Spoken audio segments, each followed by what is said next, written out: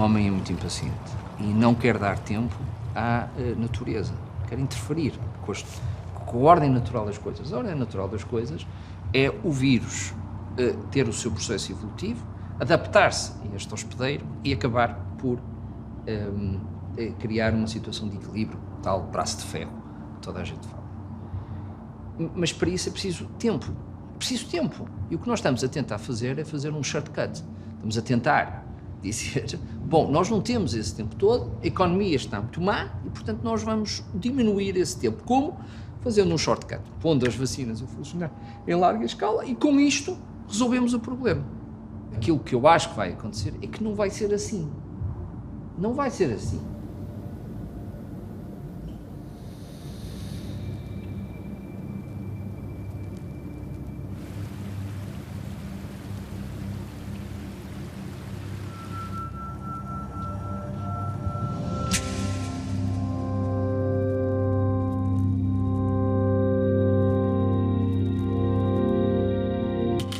Dependem das capacidades de defesa e de mutação para gerarem biodiversidade genética. Por isso, contornar o sistema imunitário do hospedeiro faz parte do seu sucesso, ou seja, da sua sobrevivência. Apesar de durante 9 meses o nosso corpo multiplicar células e formar novos órgãos necessários à existência humana, se não tivéssemos ajuda após a primeira inspiração, teríamos poucas horas de vida neste planeta. Particularmente hábil é o reino vegetal. Muitas são as espécies que interagem com animais para se multiplicarem, que utilizam o fogo para abrirem sementes, e a esmagadora maioria depende da simbiose com micorrizas para transformar os minerais da terra em alimento. Mas apesar de todos os engenhosos mecanismos que plantas, vírus e animais têm para se adaptar à vida, é o acaso que determina todas as mutações.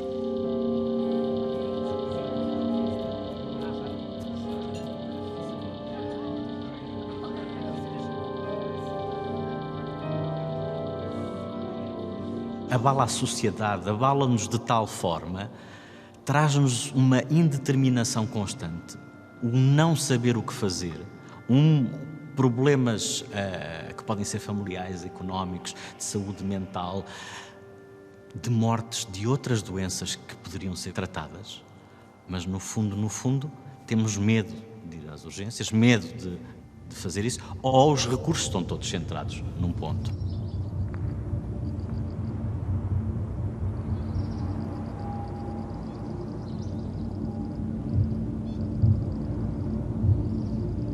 Imaginem que os nenúfares os jacintos de água, uma praga, passa para o dobro todos os dias. Começa com um jacinto de água, no dia seguinte tem 2, no dia seguinte tem 4, etc. E a sua capacidade de extração dos jacintos de água é de 20 jacintos por dia. Portanto, se intervém no primeiro dia, acabou a pandemia. Acabaram os jacintos. A nossa pandemia são os jacintos de água. Se intervém no dia 3, só, tem 2, 4, 8 jacintos, ainda está a resolver o problema. Se intervém no dia 4, são 16 jacintos, consegue. Se intervém no dia 5, tem 32 jacintos, não os consegue tirar todos. Tira 20, ficam 12. Eles passam para 24, no dia seguinte tira 20, ficam 4. Depois passam para 8, consigo tirar 20 e matei a minha pandemia de jacintos. Agora imagine-se que chegamos a 64 jacintos, o dobro de 32, e não fizemos nada até lá. E vamos tirar 20 jacintos de água. Quantos é que ficaram? Ficam 44. 44, no dia seguinte são 88, volto a tirar 20. Já a pandemia se descontrolou, eu não consigo apanhar a pandemia. Estou a correr atrás dela e ela vai se envolver na sociedade e não consigo contê-la. As grandes transformações societais que aparecem pós-Segunda Guerra, o número de vírus a subir, a saltar. O Zika aparece aí, o Marburg aparece aí, HIV, ébolas, todos aparecem pós-Segunda Guerra Mundial. Temos o exemplo até na Terra dos dinossauros, eram os mais fortes, não foram os que sobreviveram. Ainda hoje temos espécies animais que vêm do tempo dos dinossauros e que sobreviveram. Portanto, não são as mais fortes, são as que se adaptam melhor. E como é que os vírus se adaptam melhor? Através das suas alterações genéticas. Ou seja, quando há qualquer coisa desconfortável para eles, as aquelas mutações que lhes conferem uma melhor adaptabilidade à situação. Por exemplo, pegando no exemplo agora flagrante que todos ouvimos, com a questão mais uma vez da Covid, o que é uma vantagem para o vírus? É se ele tem alguma adaptação que faz ultrapassar, por exemplo, aquela questão dos anticorpos, seja de vacina ou de outra coisa qualquer. As mutações, seja qual for a espécie, aparecem ao acaso, completamente ao acaso. E vamos ter 3 grandes tipos de mutações. Aquelas mutações que consideramos silenciosas. Porquê? Porque não provocam alteração aminoácidica nenhuma, não vai provocar nenhuma alteração nos aminoácidos e, portanto, o efeito prático acaba por ser praticamente nulo. Depois há mutações deletéricas. São mutações de tal maneira graves que fazem com que o indivíduo não possa sobreviver muitas das vezes ou passe a ter alguma deficiência. E no caso dos vírus, significa que essas mutações graves, as chamadas deletéricas, fazem com que o vírus por simplesmente deixe de existir. E há as terceiras mutações, essas sim muito problemáticas, que são mutações nucleotídicas que originam alterações dos aminoácidos. E essas alterações dos aminoácidos, então, é que vão aumentar ou diminuir, por exemplo, a afinidade dos vírus poderem ligar aos hospedeiros.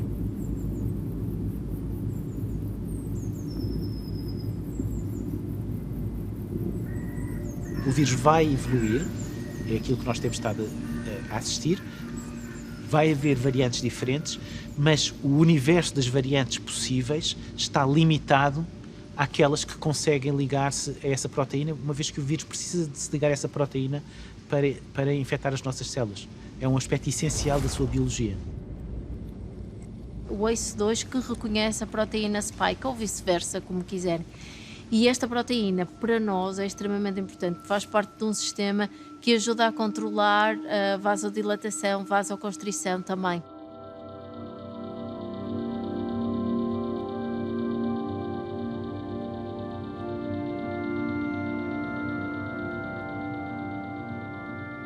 A migração de código genético é visível quando olhamos à nossa volta. As espécies interligam-se, aprendem umas com as outras e são o resultado de muitos anos de evolução. Por isso, osmose, mimetização, adaptações às condições geográficas fazem parte do código da vida. E para isso não foi preciso pegar numa pipeta e juntar genomas para que a incorporação de material genético acontecesse. Às vezes, quando há a sua montagem dentro das células, eles levam consigo bocadinhos de DNA do hospedeiro. E quando vão infectar um novo hospedeiro, têm a capacidade de deixar esse bocadinho de DNA lá e se houver alguma semelhança em termos de homologia de DNA, há uma nova integração, portanto, há uma transferência de genes.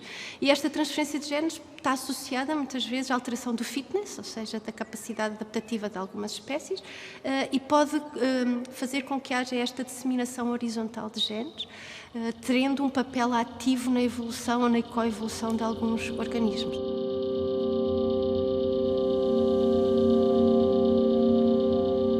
Há aqueles que desenvolvem ciclos de vida estritamente líticos, são chamados os bacteriófagos virulentos, que infectam a bactéria, replicam-se lá dentro, induzem a sua lise.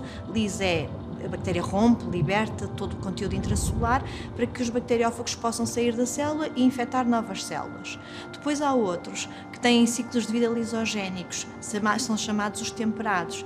Esses infectam a bactéria e depois introduzem o seu código genético e esse código genético é integrado dentro do genoma da própria bactéria. Estes mecanismos estão habitualmente associados às bactérias patogénicas que conseguem desta maneira, desenvolver mecanismos tanto de virulência como de resistência a antibióticos que podem ser propagados para outras bactérias da mesma espécie ou até de espécies diferentes, aumentando inclusive a sua virulência.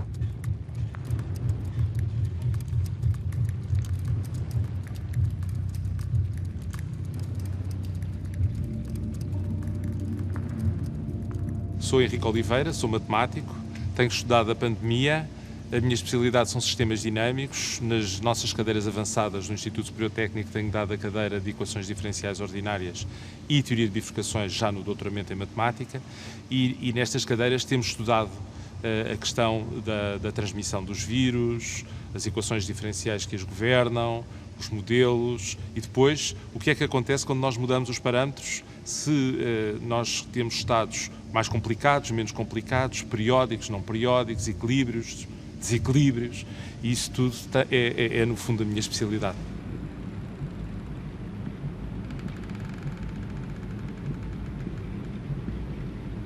Os vírus têm geralmente sempre a estratégia da multiplicação.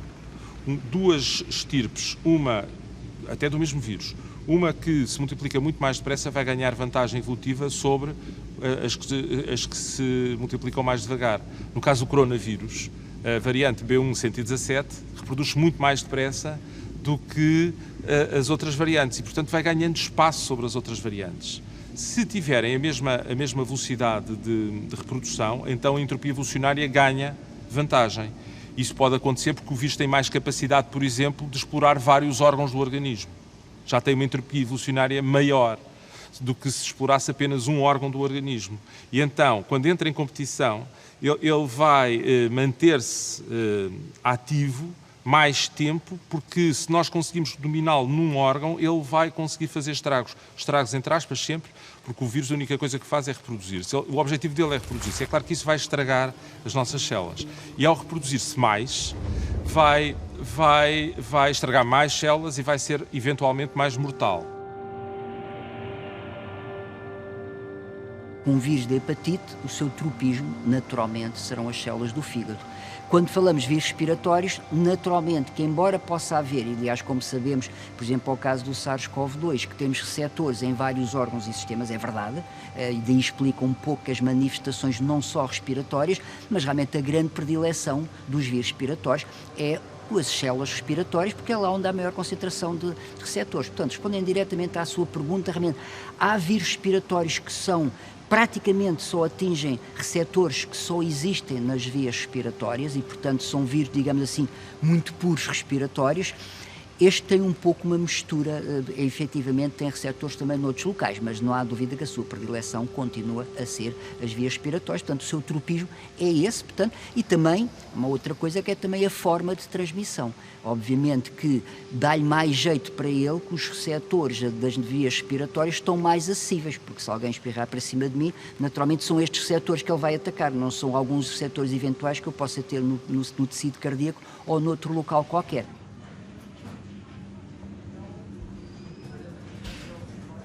O passar do tempo é fundamental para a evolução do vírus na natureza. Mas também é com o tempo que mutações e recombinações virais acontecem dentro do corpo de um mesmo hospedeiro. Os estudos ainda estão a decorrer, mas algumas dúvidas já circulam entre a comunidade científica.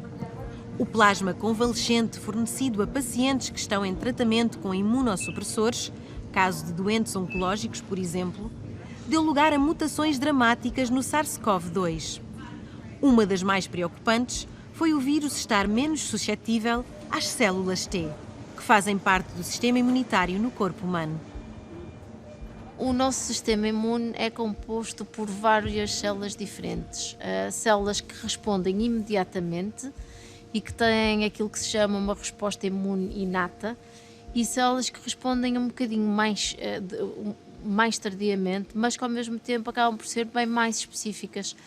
Destas são as células B, que produzem os nossos anticorpos, e as células T, que ajudam a orquestrar toda a resposta do sistema imune e inclusivamente podem matar células que estão infectadas, que estão sinalizadas como sendo células infectadas. Existem vírus de RNA, existem vírus de DNA, existem vírus de cadeia dupla, existem vírus de cadeia simples, existem vírus com uma orientação positiva, com orientação negativa, existem vírus com formas completamente diferentes, umas são icosaédricas, outras têm outro tipo de formas, podem ser lineares, podem ser circulares. Portanto, existe uma enorme diversidade, uma enorme panóplia de opções dos vírus, existem variadíssimas famílias de vírus. Qual é as grandes diferenças entre vírus de DNA e vírus de RNA? Os vírus de DNA são muito grandes, os genomas são gigantescos. Os vírus de RNA têm genomas muitíssimo mais pequenos. O maior vírus de RNA descrito até o momento é o coronavírus, tem 32 mil nucleotídeos. Os genomas de DNA podem passar largamente 200, 300, 400 mil nucleotídeos. E, portanto, estamos a falar de diferenças absolutamente gigantescas de tamanho. Os vírus de DNA têm taxas de mutação muitíssimo mais baixas. Os vírus de RNA têm mutações muito altas. Normalmente, os vírus de DNA, quando se expandem, têm populações relativamente mais pequenas que os vírus de RNA, que têm populações muito grandes. Outro aspecto importante é a taxa de recombinação. A taxa de recombinação é muito maior nos vírus de DNA do que nos vírus de RNA. No entanto, quando existem mutações nos vírus de RNA, elas podem ser muito dramáticas. O que nós sabemos em relação à evolução e à velocidade de evolução do SARS-CoV-2 é que o SARS-CoV-2 evoluiu a uma velocidade média de cerca de 2 novas mutações acumuladas por mês. A nossa imunidade após a infecção natural, digamos, a nossa proteção depois de sermos infectados pelo vírus, não dura muito tempo.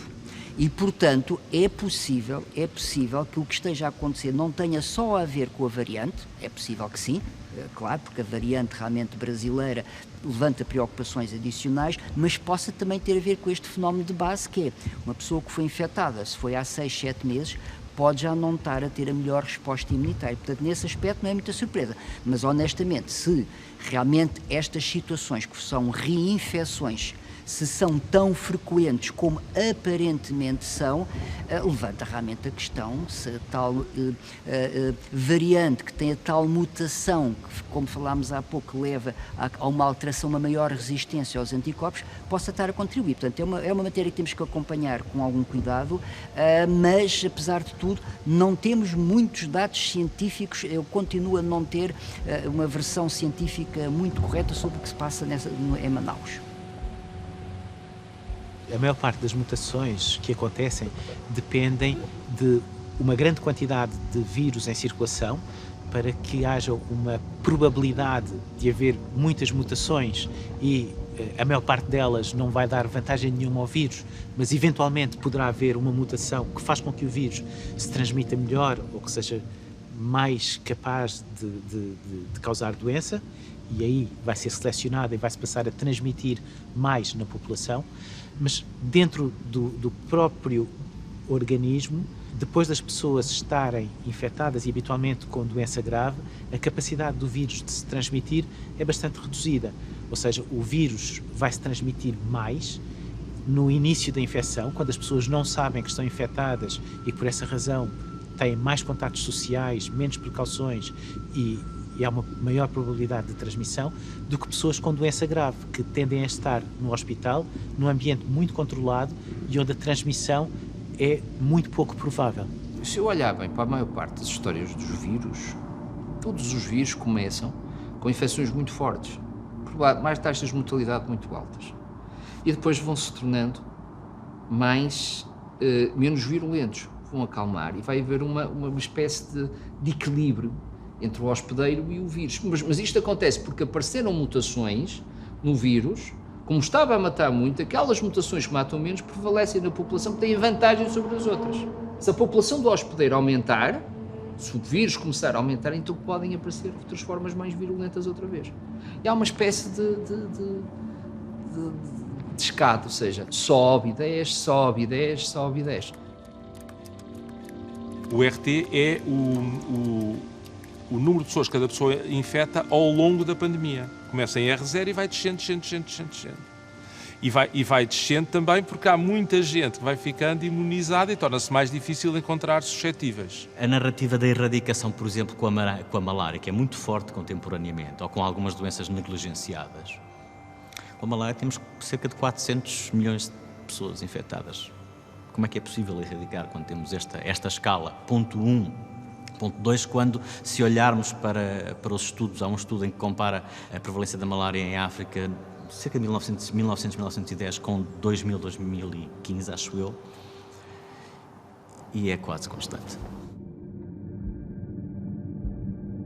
Esta síndrome respiratória aguda grave tem mutações que merecem destaque. Estes mutantes em fuga são formas de Covid-19 mais graves e agregam versões recombinantes. Quando no arranque da pandemia se falava que este vírus mutava de forma lenta, a variante de Kent colocou um ponto final nessa percepção. Os especialistas foram confrontados com diversas mutações num só paciente.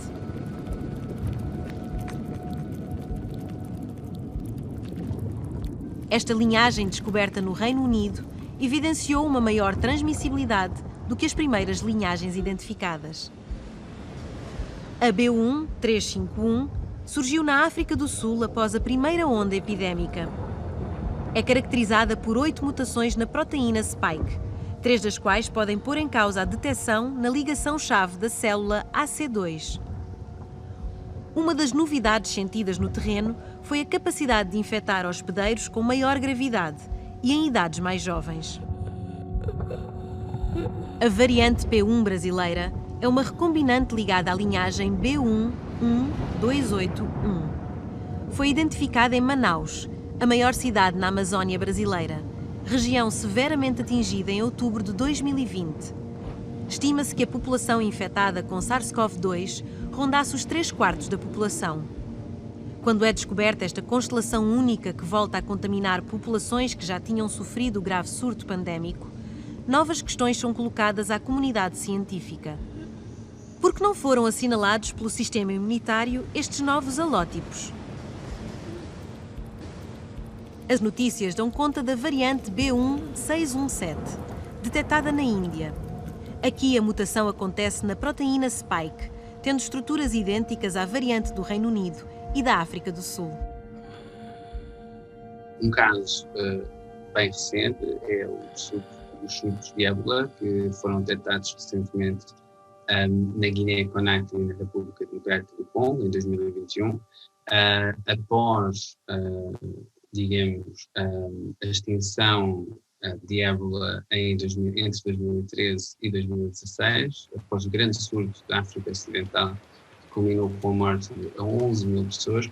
Nós vemos a reemergência de ébola em 2 países distintos ao mesmo tempo, simultaneamente, na Guiné-Conakry e na República Democrática do Congo. Ainda não sabemos a dimensão destes surtos, ainda não sabemos o número de casos, o número de mortes associados a estes surtos epidémicos, mas a monitorização continuada é necessária para tentar evitar a disseminação de ébola para não só, obviamente, nos locais onde estes surtos foram tratados, mas também fora deles.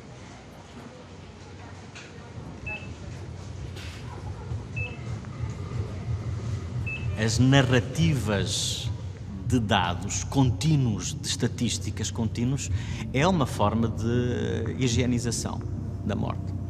E é isso que vemos em determinados contextos, vis-à-vis outros contextos, em que há as histórias dos nossos entes queridos, que nós não conhecemos, mas que, ao ver, por exemplo, numa televisão, ao ler, por exemplo, num jornal, ganha uma outra dimensão. Ou quando é alguém da Terra, ganha uma outra dimensão. E aí, se calhar, coloca-nos, é muito mais, coloca-nos, se calhar, num pé de igualdade, humaniza, mais uma vez humaniza o vírus e humaniza, e toca-nos,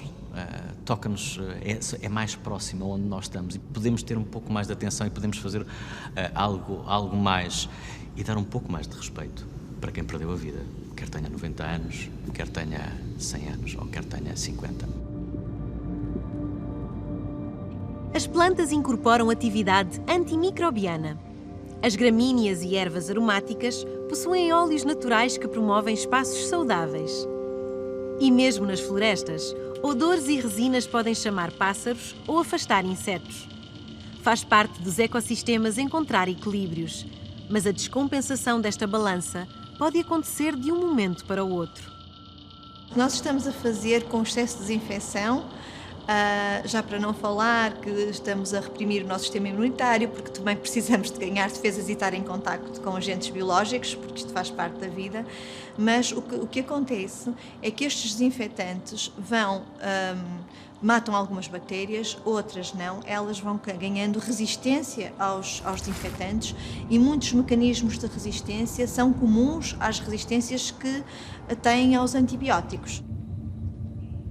O meu nome é Joana Costa, eu sou microbióloga de formação, tenho um fascínio particular por bactérias e vírus e trabalho na saúde da planta e doenças que afetam as plantas em vários projetos de investigação.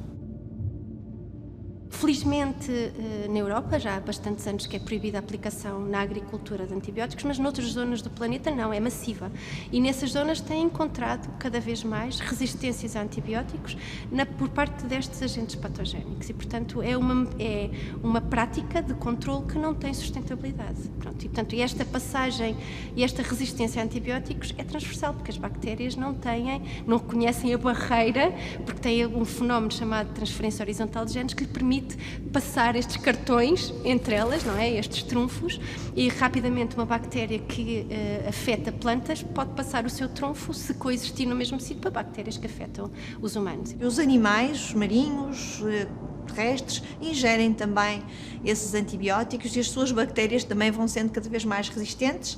As bactérias vão para a Terra, não é? Portanto, e nós já conseguimos encontrar bactérias resistentes a antibióticos em animais selvagens, nas fezes de animais selvagens.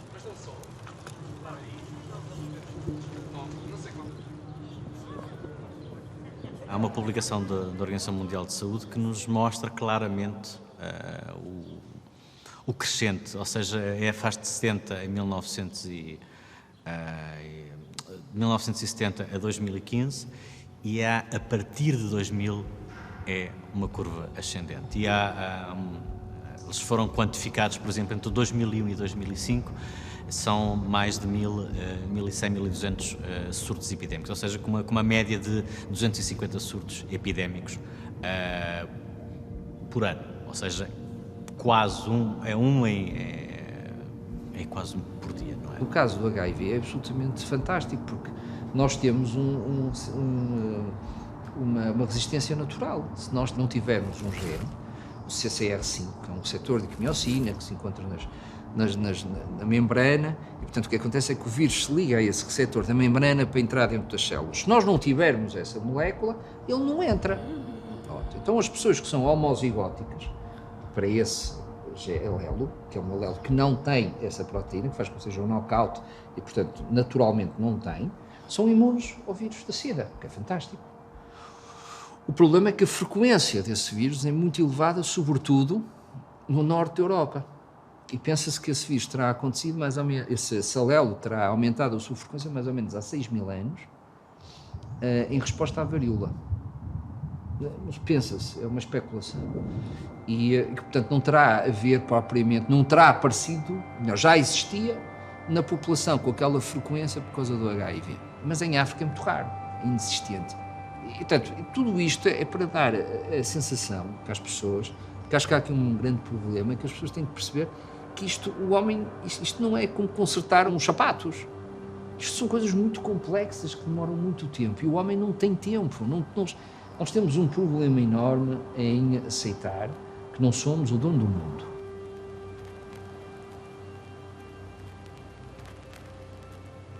A campanha mundial de vacinação abriu um espaço de tranquilidade. A ideia de que tudo vai ser ultrapassado após a imunização da população é um mantra que todos queremos ouvir. Mas é de vírus que estamos a falar. Novas estirpes ou linhagens, ou até mesmo a capacidade de se criarem vírus recombinantes, tem de estar sempre no nosso horizonte. Pode a ciência criar novos mecanismos para lidarmos com esta ou outras epidemias virais que se aproximam? Este vai ser o tema do último episódio de Vírus Parasitas Obrigatórios.